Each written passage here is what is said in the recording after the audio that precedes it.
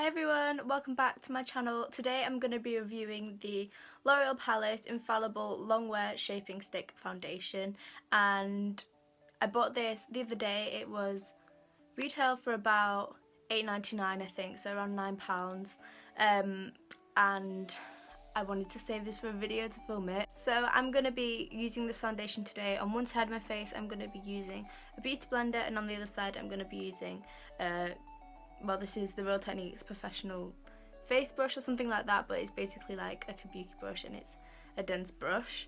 And to make it a fair test, I'm going to prime my face like I normally would with the Baby Skin Instant Pore Eraser Primer. Wow, this just shot out of the tube. And I have this foundation in the shade Rose Vanilla, shade 120, and I just want to talk about the shade range really quickly because I feel like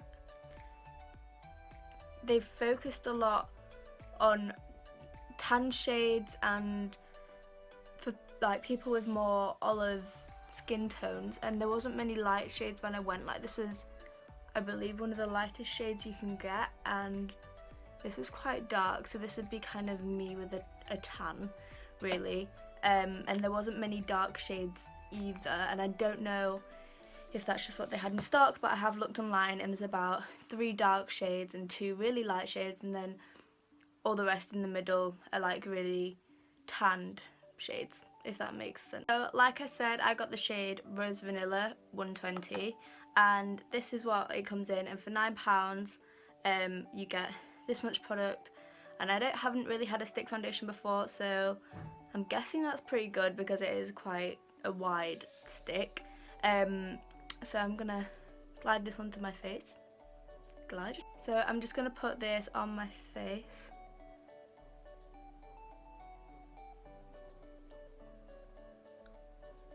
It feels really soft, but it also kind of feels, I don't know, it feels kind of sticky. So the formula is really creamy and it glided on super easily, and literally not much product was used at all. So I'm going to firstly go in with the brush on this side of my face, and I hardly ever use a brush. Yeah, I always use a beauty sponge for my foundation. So this feels quite weird, but it's blending really nicely. I'd say the coverage isn't like full coverage. I'd say it's like medium coverage, but they did say it was buildable, so might put a little bit more on just to see if it is buildable coverage.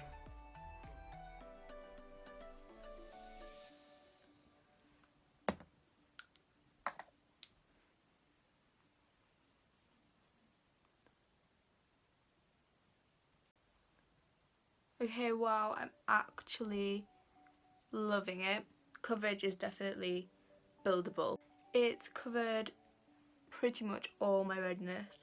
I have some redness around my nose here, and it's covered that all up. And it's like, it looks like a dewy finish, but it kind of dries matte, and it did say that online. It did say it's like a matte formula. But now I'm going to move on to the beauty blender side and see how this one goes.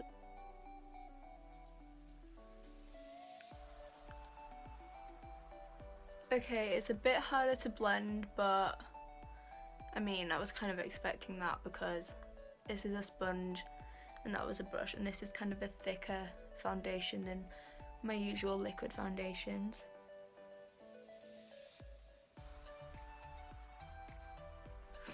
I think it's taking a bit of the product off, but again, I can put a bit more on, so not really worrying.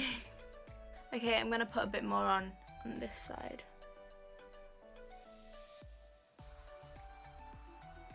Just to get a bit more coverage. I honestly can't really say which side I prefer. My brush didn't soak up, it soaked up barely any product well, my beauty blender definitely did soak up more product, but I think both sides look pretty similar. Now I do know you can use darker shades of foundation as a contour and the lighter ones as a highlight. However, I just bought one shade to use as foundation, and I'm going to use my normal concealer right now, which is my Maybelline New York Eye Eraser Concealer. And I got a new one. If you'd seen my old videos, I was literally like scraping through. I'm just going to see how the foundation reacts with applying my usual product on top of it. I usually do concealer anyway with the beauty blender, so I'm just going to blend it in with a beauty blender. And then I'm going to bake like I usually do, and then do my contour and highlight and finish my face makeup. And then I'm going to see how it looks when it's all set and everything, and how it reacts with powders and all of that, because it's a matte finish foundation.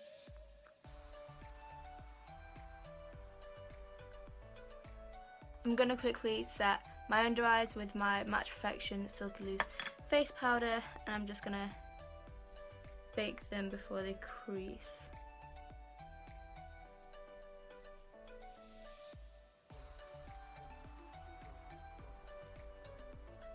Now I'm going to set the rest of my face with my Rimmel Stay Matte Powder, and I have the shade Translucent.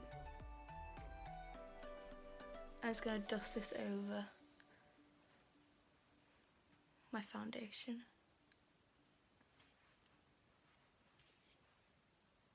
And I'm also going to brush away my bake.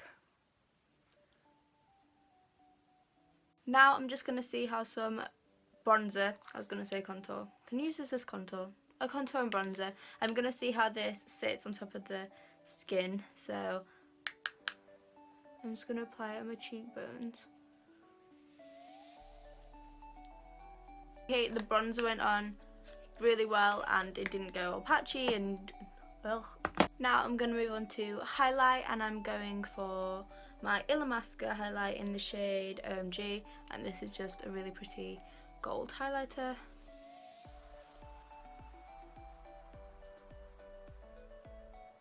So I've just went ahead and done the rest of my face off camera, and the rest of my face meaning my lips.